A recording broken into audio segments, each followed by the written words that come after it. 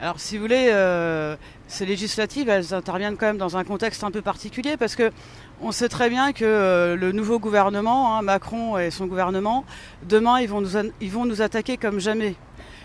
Donc, dans ces élections, il va falloir qu'un courant, qu'une opposition ouvrière se fasse entendre et qu'elle dise clairement que de toute façon, elle n'acceptera pas toutes les attaques que Macron a énoncées d'ailleurs lors des présidentielles et que de toute façon, il va falloir qu'on se batte collectivement pour défendre nos intérêts matériels. C'est-à-dire qu'il faut absolument qu'on ait des augmentations de salaire, qu'il n'y ait pas un salaire en dessous de 1 800 € net. Il faut interdire les licenciements. Il faut partager le travail entre tous, sans diminution de salaire. Et puis, il faut surtout qu'on puisse contrôler les comptes des entreprises. Parce qu'aujourd'hui, les entreprises, elles licencient. Je vous parle des grandes entreprises, elles licencient et elles n'ont jamais été aussi riches. Il faut que les travailleurs puissent aller voir un peu ce qui se passe dans les comptes de ces entreprises. De toute façon, Macron, il l'a annoncé assez clairement.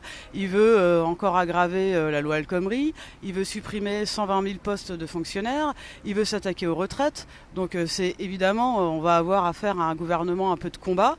Et face à ça, de toute façon, il va falloir qu'il y ait un courant qui résiste, mais sur la base des intérêts du monde du travail. Parce que vous savez, aujourd'hui, c'est ce qu'on disait un peu tout à l'heure, mais Marine Le Pen, elle est pas au pouvoir, mais ses idées, elles sont là. Ces idées de division des travailleurs, de s'en prendre aux travailleurs immigrés. Et dans cette campagne, c'est aussi l'occasion de rappeler qu'il n'y a rien de pire que ça pour le monde du travail. Ce qui compte, ça va être la solidarité ouvrière, justement. C'est ça l'avenir. Et on va s'adresser aussi justement aux travailleurs pour dire que voilà, il faut pas tomber sur ce piège de la peur que peut mettre en avant Le Pen ou d'autres démagogues d'ailleurs d'extrême droite. Aujourd'hui, les vrais responsables de la situation, c'est les capitalistes. C'est eux qui licencient, c'est eux qui appauvrissent la société et donc c'est contre eux qu'il va falloir s'attaquer.